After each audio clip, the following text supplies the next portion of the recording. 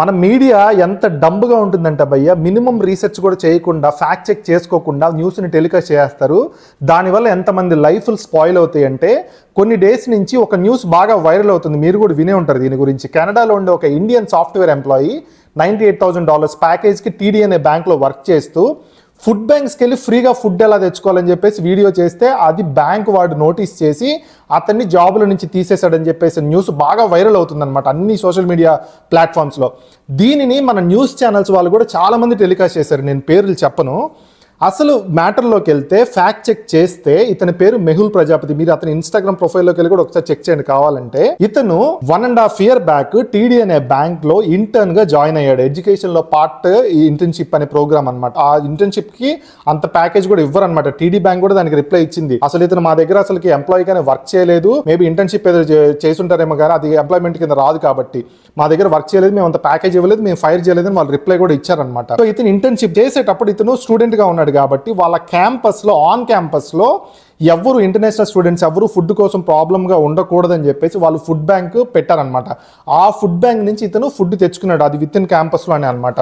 కానీ అతని financial status ఆ టైంలో ఎలా ఉందనేది నాకు తెలియదు కాబట్టి నేను దాని గురించి కమెంట్ చేయను. ఇన్ కేసు అతను నిజంగా నీడ్లు ఉంటే తెచ్చుకొని ఉంటాడేమో అని అనుకుంటున్నాను. కానీ ఆన్ ద అదర్ సైడ్ మన ఇండియన్ ఇంటర్నేషనల్ స్టూడెంట్స్ అనేవాళ్ళు ఈ ఫుడ్ బ్యాంక్స్ని ఎక్స్ప్లాయిట్ చేయడం అనేది మాత్రం 100% ట్రూ. ఎందుకంటే మీరు గూగుల్లో జస్ట్ యూట్యూబ్లో free food in Canada for students అని కొడితే హండ్రెడ్స్ ఆఫ్ వీడియోస్ నార్త్ వాళ్ళవి వస్తాయి. మొత్తం అందరు హిందీ వాళ్ళు, ఈవెన్ తెలుగు వాళ్ళు కూడా కొంతమంది వీడియోలు చేశారు.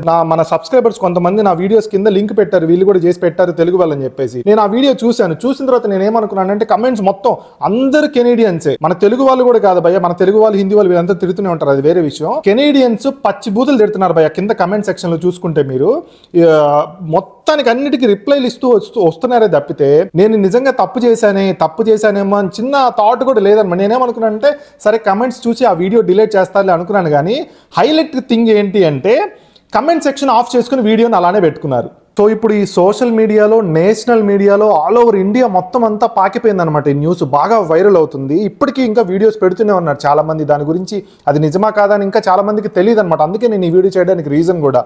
సో ఇప్పుడు అతని పరిస్థితి ఎలా ఉందంటే లాస్ట్ 1 week నుంచి అతను అసలుకి రూమ్లో నుంచి బయటకు కూడా రావట్లేదంట. అలాంటి డేంజరస్ పొజిషన్లో ఉంది అతని పరిస్థితి ఇప్పుడు. ఎందుకంటే మీడియా అనేది ఎంత పవర్ఫుల్లో చూడండి. ఇక్కడ అసలు అది నిజమా కాదా అని తెలియకుండా ఒక మనిషిని ఏ రేంజ్లో కార్నర్ చేయొచ్చు అనేది మీ బెస్ట్ ఎగ్జాంపుల్ ఇది చెప్పాలంటే. సో ఇప్పుడు ఎవరైతే చెప్తున్నానో నేను, మీరు ఇన్ కేసు వీడియోలు పెట్టుంటే ముందు ఫస్ట్ డిలీట్ చేసేయండి. ఎందుకంటే ఇప్పుడు ఇతను వీడియో పెట్టింది ఎప్పుడు యాక్చువల్గా అతను స్టూడెంట్గా ఉన్నప్పుడు పెట్టిన వీడియోని ప్రజెంట్ ఇతను ఈ లింక్డ్ఇన్ ప్రొఫైల్స్ ఉంటాయి కదా జాబ్స్కి అప్లై చేసుకుని, ప్రజెంట్ ఇతను అన్ఎంప్లాయిడ్గా ఉన్నాడు అనమాట, జాబ్స్ కోసం ఎదుగుతున్నాడు. సో లింక్డ్ఇన్ నాకు తెలిసి ఇండియాలో ఇతను సాఫ్ట్వేర్ ఎంప్లాయ్ అయ్యి ఉంటాడు, తర్వాత స్టూడెంట్గా వచ్చి ఉంటాడు అనమాట. సో అక్కడ డేటా సైంటిస్ట్ అని పెట్టుకున్నాడు అనమాట. ఆ డేటా సైంటిస్ట్ అనే దాన్ని వీళ్ళు ఏం చేశారంటే ఓకే డేటా సైంటిస్ట్కి ప్రజెంట్ కెనడాలో శాలరీ ఎంత ఉంటుందని ఊహించుకొని 1.5 year బ్యాక్ అతను స్టూడెంట్గా ఉన్నప్పుడు చేసిన ఆ ఫ్రీ ఫుడ్ వీడియోని ఈ రెండింటిని క్లబ్ చేసి ఇతను ఇంత ప్యాకేజ్తో వర్క్ చేస్తున్నాడు అండ్ ఈ ఫుడ్ ఫ్రీగా ఫుడ్ తెచ్చుకున్నాడు అని చెప్పేసి దాన్ని వైరల్ చేశారు. ఆ వైరల్ అయిన న్యూస్ని ఒక్కటే పట్టుకున్నారు తప్పితే అది అసలు నిజమా కాదా అని అట్లీస్ట్ థింక్ చేద్దామని కూడా లేకుండా వీళ్ళందరూ టెలికాస్ట్ చేసి దాన్ని వైరల్ చేశారు.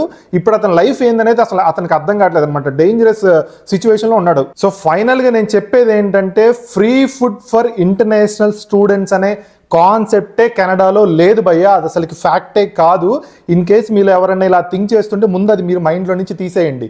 ఫ్రీ ఫుడ్ అనేది ఓన్లీ ఎవరైతే పూర్ పీపుల్ ఉన్నారో, ఎవరైతే హోమ్లెస్ ఉన్నారో, ఎవరైతే దారుణమైన పరిస్థితుల్లో ఉన్నారో వాళ్ళకి మాత్రమే అది.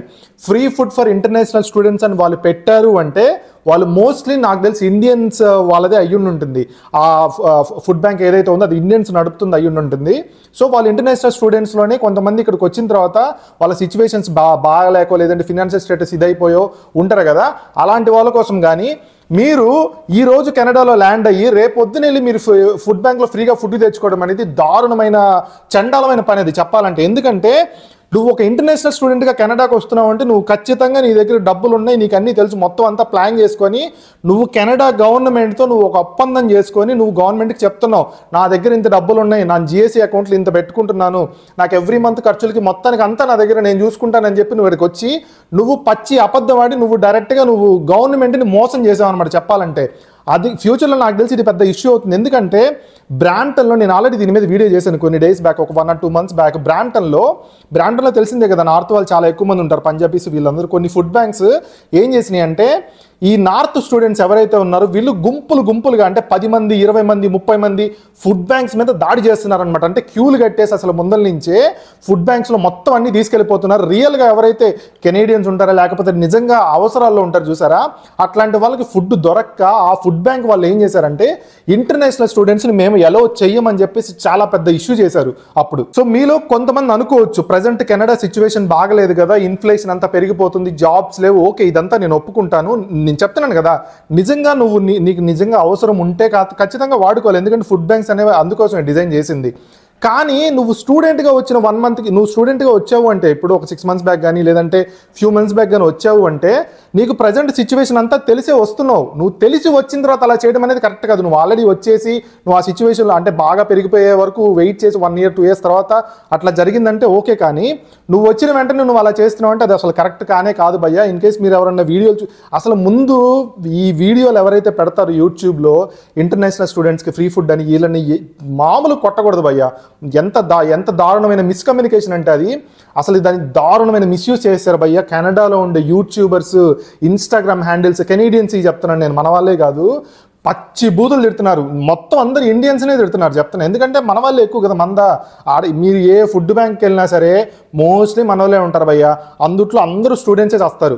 మరి అది ఎట్లా స్ప్రెడ్ అయిందో ఫేక్ న్యూస్ నాకు తెలియదు, కానీ మన వాళ్ళు కూడా నాకు తెలిసి కొంతమంది ఉండుంటారు. ఈ వీడియో చూసి అట్లీస్ట్ వాళ్ళు తెలుసుకుంటారని నేనైతే అనుకుంటున్నాను. సో ఫైనల్గా ఈ ఫుడ్ బ్యాంక్స్ అనే వాటిని మిస్యూజ్ చేయడం ఆపేస్తే మనకే మంచిది అండ్ కంట్రీకి కూడా చాలా మంచిది భయ్య. ఎందుకంటే ఈ కంట్రీలో ఇప్పటికీ చాలా హానెస్టీతో వెళ్ళిపోయి చాలా ఉన్నాయి. ఇప్పుడు అన్ని పోతూ వస్తున్నాయి అనమాట. ఇప్పుడు స్టోర్స్లో సెల్ఫ్ చెక్అవుట్స్ అన్ని తీసేస్తున్నారు, కెమెరాలు, సెక్యూరిటీలు ఇవన్నీ పెరిగిపోయినాయి, ఈ ఫ్రాడ్స్ ఎక్కువైపోయాక ఇంకా వాటిలో కూడా అన్ని మొత్తం అంతా మారిపోతుంది చెప్పాలంటే. సో ఇట్లాంటి ఎక్స్ప్లాయిట్ చేయడం అనేది మన వాళ్ళు తగ్గిస్తేనే మంచిది, మనకి మన కంట్రీకి మంచిదని నేనైతే కోరుకుంటున్నాను. సో అది ఈరోజు మన వీడియో.